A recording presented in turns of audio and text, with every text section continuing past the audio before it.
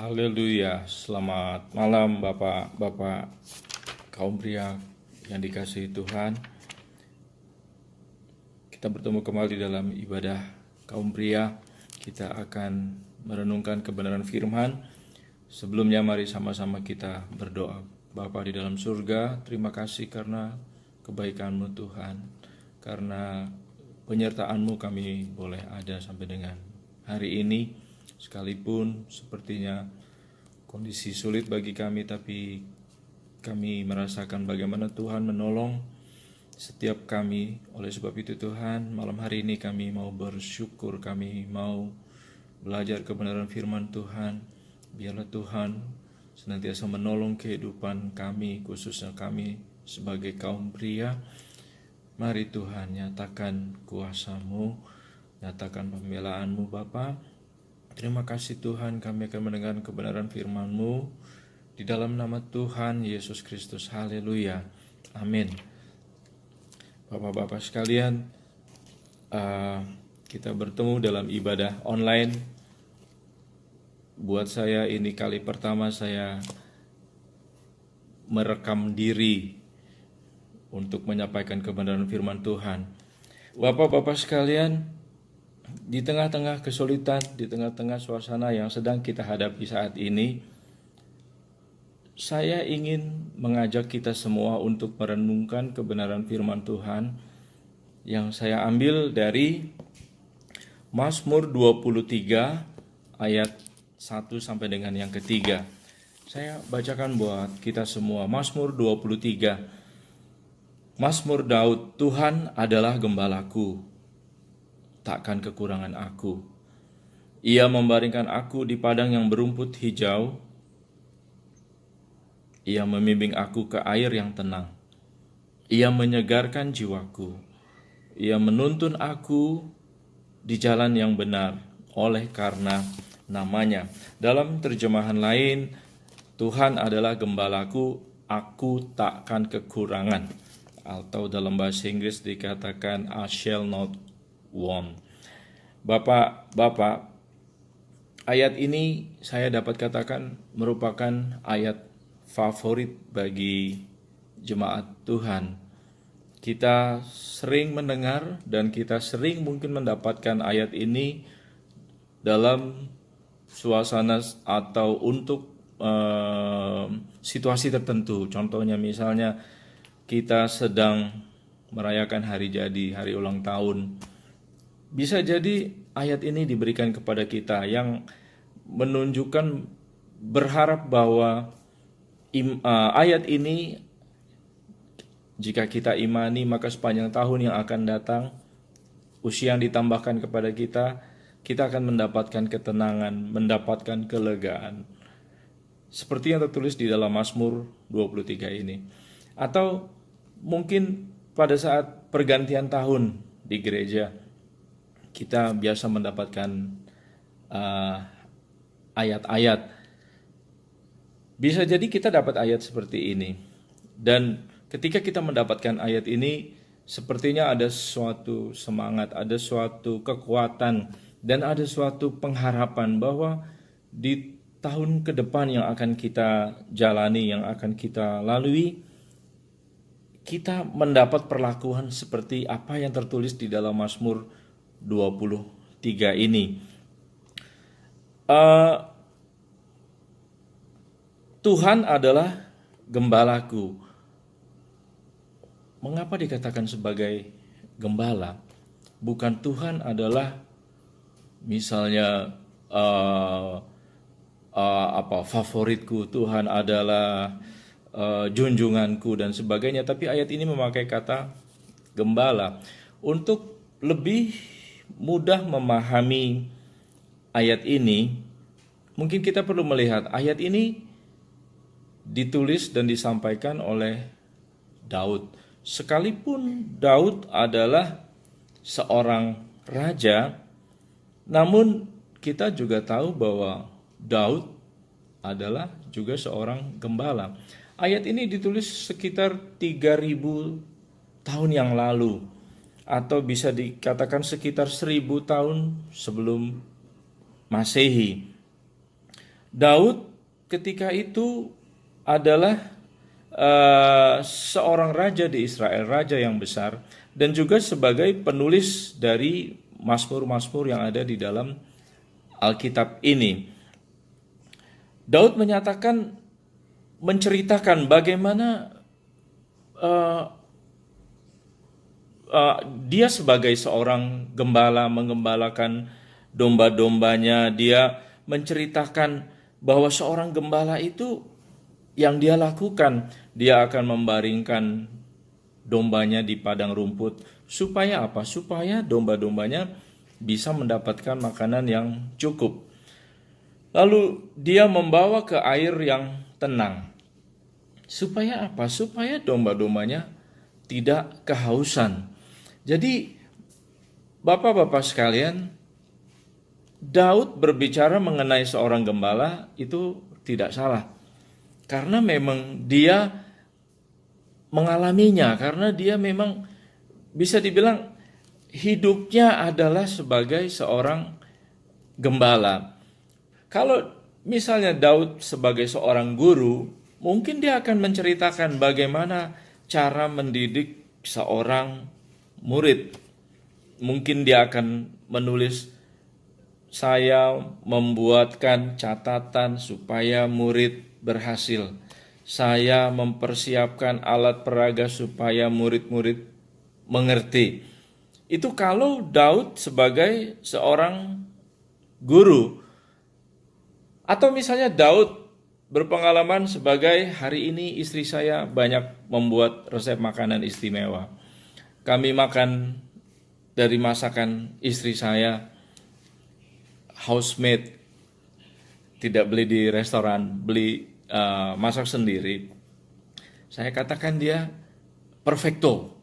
Dia bisa masak dengan enak, buktinya habis tidak ada sisanya. Dia bisa membuat berbagai macam kue dan enak. Saya bisa katakan bahwa dia ahli di bidang itu. Nah, tapi dalam cerita ini yang kita dapatkan bahwa Daud adalah seorang gembala. Beberapa waktu lalu saya suka lukisan. Saya sempat menyuruh seorang pelukis untuk menerjemahkan Mazmur 23 ini di dalam suatu lukisan dan sudah jadi. Ketika proses mau gambar seperti apa yang dilukis gitu ya, saya coba cari referensi Mazmur 23 itu seperti apa kira-kira yang pada umumnya orang menggambarkan. Dan memang benar hampir sebagian besar dari apa yang saya dapatkan bahwa lukisan-lukisan atau ilustrasi dari Mazmur 23 ini itu di sana ada seorang gembala, ada domba-domba yang digembalakannya, dan ada sungai atau sumber air di sekitar situ. Jadi Daud mengerti sekali bahwa seorang gembala itu pasti berhubungan dengan rumput yang hijau, berhubungan dengan sumber air untuk domba-dombanya. Saudara sekalian, apa yang dialami, apa yang ditulis Daud, bagaimana Daud memperlakukan domba-dombanya dengan apa yang ditulis di dalam ayat 2, dia membaringkan di padang rumput hijau, dia membimbing ke air yang tenang. Itu adalah apa yang Daud lakukan kepada domba-dombanya, lalu menyegarkan jiwa, menuntun di jalan yang benar. Itu pun dia lakukan kepada domba-dombanya.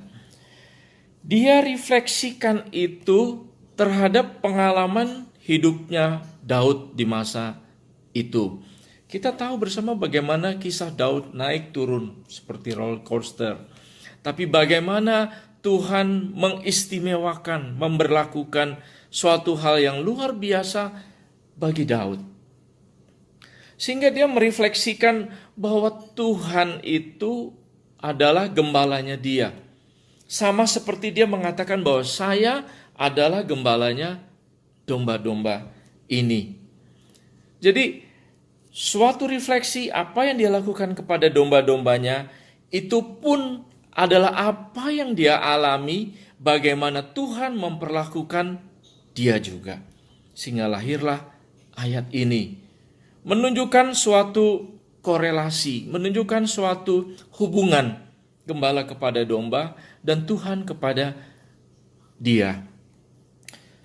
Bapak-bapak sekalian, di dalam perjanjian baru, Yesus katakan bahwa dia adalah seorang gembala yang baik. Saya ajak kita sama-sama melihat di dalam Yohanes yang ke-10.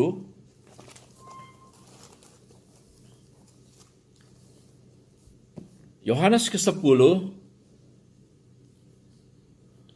ayat yang ke-14 dikatakan demikian. Akulah gembala yang baik. Aku di sini adalah Tuhan sendiri yang berbicara. Dan aku mengenal domba-dombaku, dan domba-dombaku mengenal aku. Artinya ada suatu trust, ada suatu kepercayaan, ada suatu hubungan saling mengenal dalam ayat ini. Lebih jauh lagi, kita mundur di dalam ayatnya yang keempat dikatakan, jika semua dombanya telah dibawanya keluar, ia berjalan di depan mereka. Dan domba-domba itu mengikuti dia karena mereka mengenal suaranya. Ada hubungan kenal. Suatu relasi yang cukup dekat, suatu relasi yang cukup akrab. Jadi di sini baik Mazmur 23 ataupun di dalam Yohanes ini itu menunjukkan hubungan saling. Mereka saling mengenal. Domba mengenal suara gembalanya dan gembala mengerti problem domba-dombanya. Kalau kita mundur beberapa waktu yang lewat, bagaimana Daud mengenal problem domba-dombanya, bagaimana dia mau mengorbankan nyawanya untuk domba-dombanya. Itu karena suatu hubungan yang luar biasa, bukan sekedar ada dikatakan sebagai gembala upahan, orang yang tidak mengenal sebenarnya domba-dombanya. Di dalam Yohanes 10 ayat 11 dikatakan, akulah gembala yang baik. Gembala yang baik memberikan nyawanya bagi domba-dombanya. Memprotek, siap bertaruh. Kita lihat di dalam 1 Samuel ya. 1 Samuel di sini bercerita bagaimana Daud bertaruh nyawa untuk domba-dombanya. 1 Samuel ayat yang ke-17, saya bacakan buat saudara. Ketika Daud dipanggil oleh Saul, ketika itu bangsa Israel sedang berhadapan dengan orang Filistin, Goliat. Daud dipanggil oleh Saul dan ditanya, kamu ini apa? Saya bacakan ayat 34. Daud berkata kepada Saul, hambamu ini biasa menggembalakan kambing domba ayahnya.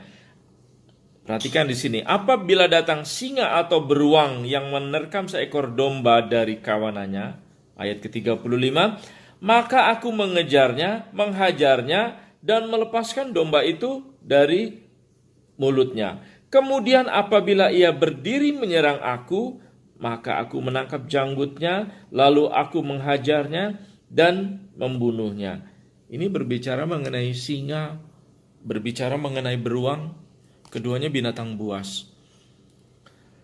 Seorang gembala berani berkorban bagi domba-dombanya. Apa yang dilakukan Daud di dalam Samuel ini menunjukkan bahwa Daud siap berkorban, bertaruh nyawa untuk melindungi domba-dombanya. Demikian pula apa yang tadi kita sudah dengar di dalam Yohanes 10 ayat 11. Bahwa seorang gembala yang baik siap berkorban. Itu yang Tuhan Yesus tunjukkan bagi saya dan saudara. Dia berani berkorban. Dia adalah gembala agung saya dan saudara. Dia siap berkorban bagi saya dan saudara. Kembali kepada Mazmur 23 tadi. Jadi Tuhan adalah gembalaku, aku tidak akan kekurangan. Menunjukkan bahwa kita dapat katakan bahwa ketika kita mengenal Tuhan, ketika kita menaruh percaya kita kepada Tuhan yang adalah gembala kita, maka kita sudah cukup. Kita sudah puas. Dan kita yakin apa yang akan Dia lakukan. Memberikan kita makan, memberikan kita air, menyegarkan jiwa kita, menuntun kita kepada kebenaran. Dia siap bertaruh, mengorbankan nyawanya bagi kita. Itulah Tuhan yang saya dan saudara sembah. Namun, mungkin ada yang ingin bertanya atau timbul pertanyaan dari setiap kita. Kalau Tuhan demikian, mengapa umat Tuhan harus mengalami kondisi seperti saat ini? Kondisi saat ini adalah kondisi yang tidak menyenangkan ya bagi semua kita. Bukan hanya bagi orang yang punya uang, terlebih lagi bagi orang yang tidak memiliki uang. Bukan hanya orang dewasa, tapi juga anak-anak. Orang dewasa harus tinggal di rumah, anak-anak harus belajar dari rumah, tidak bisa bertemu dengan kawan-kawannya, tidak bisa mengikuti pelajaran secara langsung. Pasti mereka mungkin mempunyai kerinduan, masa-masa bermain, ingin berkumpul bersama teman-temannya. Bagi seorang yang berusaha, tentu ini adalah merupakan masa-masa yang sulit. Masa di mana tidak ada COVID saja mungkin sudah susah. Ditambah lagi dengan COVID, tentu membawa konsekuensi yang lebih susah lagi. Bagaimana harus membayar segala macam kewajiban sementara tidak ada pemasukan. Itu bagi yang berusaha, bagi yang bekerja. Kekhawatiran bagaimana kalau perusahaan sudah tidak mempunyai income. Mungkin konsekuensinya adalah perusahaan akan mengurangi tenaga kerja. Para pekerja akan mengalami situasi yang demikian. Yang paling mudah mungkin dirumahkan, yang paling mudah dengan sedikit konsekuensi. Lalu konsekuensi yang lebih berat lagi harus mengalami pemotongan gaji. Itu variasi 10, 20, 30 atau 50%, tergantung perusahaan masing-masing. Yang lebih berat lagi harus mendapatkan status pemutusan hubungan kerja. Artinya tidak ada income. Lalu menjadi pertanyaan bersama, bagaimana Tuhan kok kita orang percaya harus mengalami ini? Kenapa kok Tuhan izinkan kondisi menjadi seperti ini? Bapak-bapak yang dikasihi Tuhan, tadi kita sudah membaca Mazmur 23 ayat 1 sampai dengan ketiga. Nah, apa yang saya sampaikan kondisi saat ini, kita jangan lupa membaca Mazmur 23 ayat yang keempat. Saya akan membacakan Mazmur 23 ayat yang keempat. Sekalipun aku berjalan dalam lembah kekelaman. Lembah kekelaman bisa diartikan sebagai kesulitan, bisa diartikan sebagai suatu kesusahan, bisa diartikan sebagai suatu penderitaan, bisa diartikan sebagai suatu sakit penyakit, bisa diartikan segala macam yang tidak baik. Ayat ini Sekalipun aku berjalan dalam lembah kekelaman, sekalipun aku berjalan dalam kesusahan, sekalipun aku berjalan di dalam penderitaan. Bunyinya begitu. Kata sekalipun identik juga dengan kata walaupun. Artinya bahwa ini memang mungkin bisa terjadi. Jadi di sini tidak dikatakan ayat 4, tidak pernah aku berjalan dalam lembah kekelaman. Daud tidak menulis seperti itu. Dia tidak tulis tidak akan umatku, domba-dombaku mendapat pencobaan. Tidak. Tapi dipakai kata sekalipun, bahasa Inggris though. Walaupun, artinya bahwa mungkin saja masalah terjadi. Mungkin saja persoalan itu ada di setiap umat Tuhan. Di antara kita-kita yang percaya kepada Tuhan. Tuhan izinkan itu terjadi. Tuhan izinkan itu saya dan saudara alami. Apa yang kita alami dalam COVID-19 ini? Demikian kiranya. Bapak-bapak sekalian, kita lihat bahwa anak Tuhan, umat Tuhan pun diizinkan untuk mengalami permasalahan. Kalau kita lihat kembali ke Yehezkiel,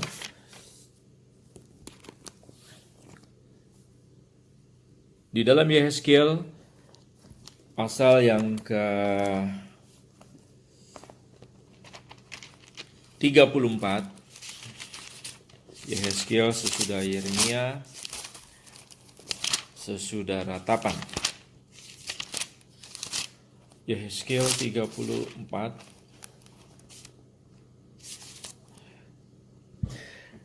Di dalam Yehezkiel 34, kembali kita mendengarkan pernyataan Tuhan yang saya dan saudara sembah, bahwa dia mengakui dia adalah gembala kita. Ayat ini kalau saya baca-baca paralel, ada kesamaan dengan Mazmur. Kita ingat Yehezkiel hidup di zaman pembuangan bangsa Israel ke Babel.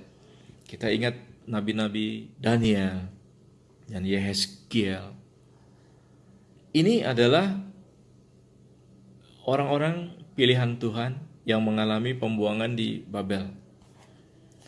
Apakah orang yang dibuang ke Babel itu adalah hanya orang-orang yang jauh dari Tuhan? Apakah mereka orang-orang yang tidak beriman kepada Tuhan? Tidak. Semua beriman ataupun tidak beriman, mereka mengalami pembuangan ke Babel.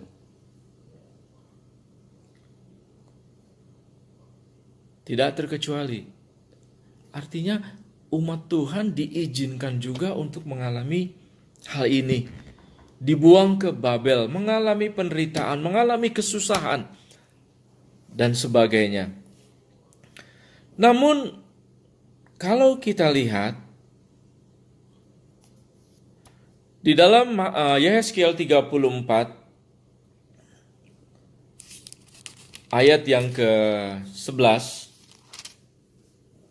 sampai dengan ke-13, saya bacakan, sebab beginilah firman Tuhan Allah, dengan sesungguhnya aku sendiri akan memperhatikan domba-dombaku dan mencarinya.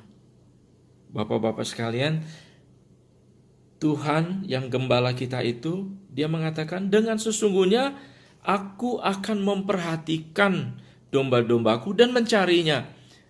Di sini sama dengan apa yang dilakukan seorang gembala ketika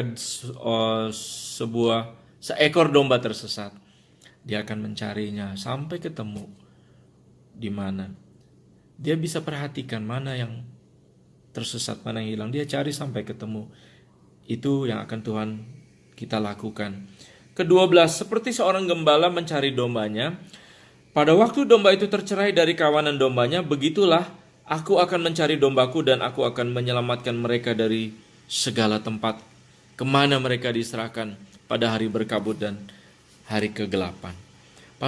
Ayat ke-13, aku akan membawa mereka keluar dari tengah bangsa dan mengumpulkan mereka dari negeri-negeri dan membawa mereka ke tanahnya. Aku akan mengembalikan mereka di atas gunung-gunung Israel, di alur-alur sungainya, dan di semua tempat di kediaman orang di tanah itu. Dan selanjutnya, ini adalah janjinya Tuhan yang disampaikan kepada Nabi Yehezkiel untuk umatnya, bangsa Israel, bangsa yang dikasihinya, yang sedang mengalami pembuangan di Babel. Tuhan tidak lupa kalau umatnya sedang mengalami pencobaan, sedang mengalami penderitaan. Dia tahu umatnya mengalami itu, dan Tuhan menyatakan bahwa aku akan mencarinya, aku akan mengumpulkannya, aku akan memperhatikannya, dan aku akan membawa dia kembali ke tanah perjanjian yang kujanjikan. Luar biasa.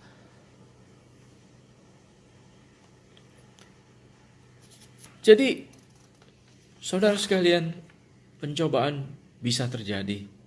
Masalah bisa terjadi. Namun kita sudah mendengar janjinya Tuhan tadi.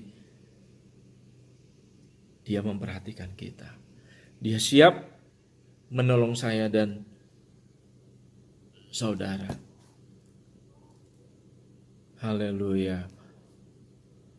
Kalau kita lihat lagi contoh yang lain, saudara tentu ingat bagaimana Tuhan menimpakan tulah kepada bangsa Mesir ketika zaman Musa.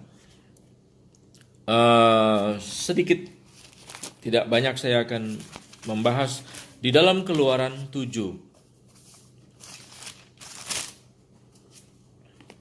Keluaran 7, di situ tulah pertama disampaikan. Jadi kita ingat ketika itu ada 10 tulah. Bangsa Israel ada di Mesir dan Musa menghadap Firaun meminta izin untuk membawa bangsanya kembali ke tanahnya, keluar dari tanah Mesir. Namun kita bersama mengetahui bagaimana respons Firaun. Firaun berkeras hati, mengeraskan hatinya. Dia tidak mau mengizinkan bangsa Israel yang dipimpin Musa keluar dari tanah Mesir. Sehingga Tuhan menyampaikan tulah-tulahnya. Saudara sekalian, apakah bangsa Israel ketika tulah disampaikan, lalu mereka tidak kena? Kita lihat dari 10 tulah itu, tulah pertama air menjadi darah. Bangsa Israel sama-sama merasakan bahwa air di tanah Mesir semua menjadi darah. Tulah kedua, katak. Apakah orang Israel bebas dari katak? Di dalam pasal Keluaran pasal yang ke-8, tulah kedua. Apakah bangsa Israel bebas dari katak? Tidak. Tulah ketiga, nyamuk, sama juga. Apakah bangsa Israel bebas dari nyamuk? Tidak juga, mengalami. Namun sama-sama kita lihat di dalam Keluaran 8 pasal yang ke-22, kita akan melihat ada suatu perbedaan. Saya bacakan Keluaran 8 ayat ke-22. Tetapi pada hari itu, ini ketika Tuhan ingin menyampaikan tulah yang keempat. Tetapi pada hari itu aku akan mengecualikan tanah Goshen, di mana umatku tinggal. Sehingga di sana tidak ada terlihat pikat, supaya engkau mengetahui bahwa akulah Tuhan. Nah saudara, luar biasa Tuhan yang saya dan saudara sembah. Ada saatnya Tuhan bertindak melakukan suatu perbedaan bagi umat yang berharap kepadanya, bagi umat yang percaya kepadanya. Kita sudah melihat bagaimana bangsa Israel di Babel, bagaimana bangsa Israel di Mesir. Ini di tulah yang keempat. Dan selanjutnya Tuhan menolong. Ketika tulah kelima disampaikan, demikian pula Tuhan akan membuat perbedaan antara ternak orang Israel dan ternak orang Mesir. Saudara sekalian, luar biasa Tuhan. Tuhan mengadakan perbedaan bagi saya dan saudara dibanding dengan orang yang tidak percaya kepada Tuhan. Kembali ke Mazmur 23 ayat keempat tadi. Mazmur 23 ayat yang keempat. Mazmur 23 ayat keempat. Sekalipun aku berjalan dalam lembah kekelaman, aku tidak akan takut. Kenapa tidak takut? Domba tidak takut karena tahu gembalanya akan bertindak. Saya dan saudara tidak akan takut karena penyertaan Allah tadi. Allah yang senantiasa menyertai saya dan saudara. Lalu gadamu dan tongkatmu. Saudara, gada dan tongkat adalah suatu alat yang dipakai oleh gembala untuk melindungi domba yang digembalakannya. Ketika ada ancaman dari binatang buas, maka dia pakai garda itu untuk memukul binatang-binatang buas itu. Ketika dombanya hilang tersesat atau mulai keluar dari jalur, maka dia pakai tongkat untuk menarik kembali leher domba-domba itu sehingga kembali kepada jalan yang benar.